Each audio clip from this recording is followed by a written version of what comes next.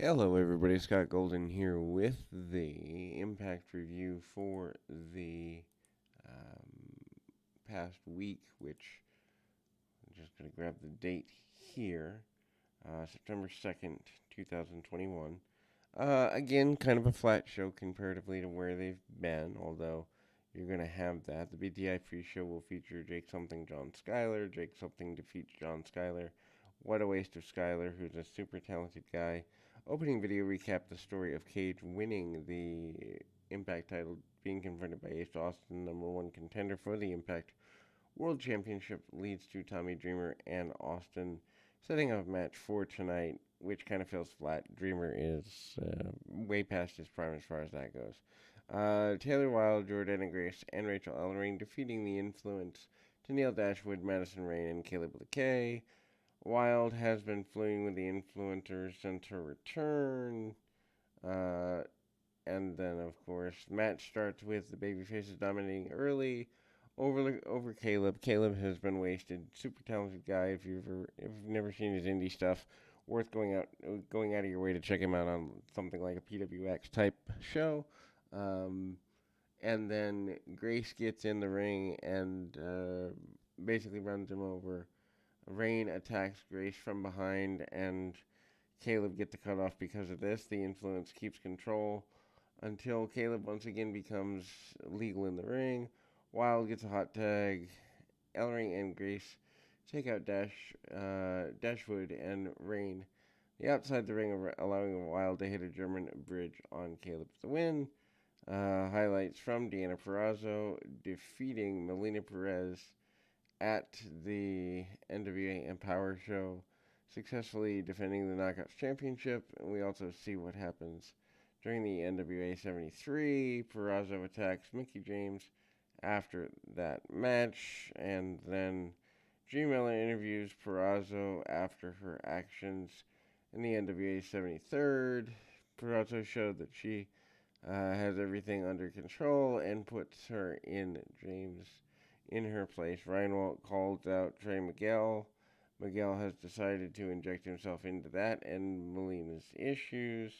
Promo by Tommy Dreamer talking about his chances of winning tonight. He said he's added a title match to Victory Road. Dreamer brings out that he became ECW champion in a triple threat match with Cage and Jack Swagger. Absolutely no one cares about that. ECW is a dead issue at this point. Even the relaunch is over 11 years old. Cage walks up to him and tells him that he did indeed win, but he didn't pin him. Cage tells him that he hoped he'd win because he'd love to get in the ring with him again. Dreamer told Cage he didn't want Cage to get involved tonight in the match, and Cage hasn't really made a huge impact. D'Lo Brown and Matt Striker run down tonight's card. Decay, Black Taurus, and Crazy Steve with Rosemary and Havoc defeat Falaba and No Way. Falaba's been feuding with them for a while. Before the match, one of the Conga line members attacked Rosemary, revealing it to be Tasha Steelz. Havoc goes into pursuit and jumps Savannah Evans. Havoc and Rosemary end up leaving, chasing after Steelz and Evans. Back in the ring, Ba and Steve start the match with kind of useless comedy. Steve trying to bite Bala. Crowd is not behind Bala, not getting bitten. Taurus and No Way tag in, and the Taurus basically takes over. Bob blind tags himself in, cuts off Taurus with a plancha. Taurus is distracted with a sunset flip on No Way, and they keep Taurus down with the tags and a couple of double teams in between. Taurus eventually makes a comeback, ending with No Way taking each other out with clotheslines. Steve and Ba tag in, play around. Steve not being able to bring down Ba until he hits the deep impact for the win. And match kind of feels kind of felt flat. Miller interviews W. Morrissey about going forward, and after Sami Callihan attacked him with a bat, Callihan saved Edwards from a beatdown. He said he respects Callihan and Edwards for being able to work together when they hate each other. Moose interrupts, tells him he agreed with what Morrissey breached and accepted that he would stab Morrissey in the back if he needed to. He said he and Morrissey have issues with Edwards, and Callihan suggested a temporary alignment. Steve McLean cuts promo addressing Petey Williams, says he doesn't know what he needed to do for Williams to go away, says he call, that Williams calls himself the Destroyer, but he knows nothing of destruction, challenges Williams to a match next week, and while the promo is intense, it's nothing to write home about. Moose is looking good, comes to the ring, talks about how he's angry that every wrestler in his era wants to be a hero and that Edwards wants to be a hero of Impact. Moose tells Edwards that he's not the same Moose as he was before, calls him out to the ring and attacked Edwards from behind, setting up a lights out from Moose. Morrissey then hits a big boot and finally finishes off Edwards with a double power bomb. Not a bad tag team, but I don't know that you're downgrading Morrissey already when he just debuted a couple months ago, that really works. Miller interviews Ba at No Way about Steels attacking Decay. They said that they were not aware of Steels had been hitting the Congo line. TJP walked up to them after meeting No Way, proposed that they go to Swingers Palace next week and get a vignette with Violent by Design Eric Young berating Rhino for failing them over and over again. They said they could cure Rhino again, but he needs to suffer. X Division champion Josh Alexander defeats Jake Christ.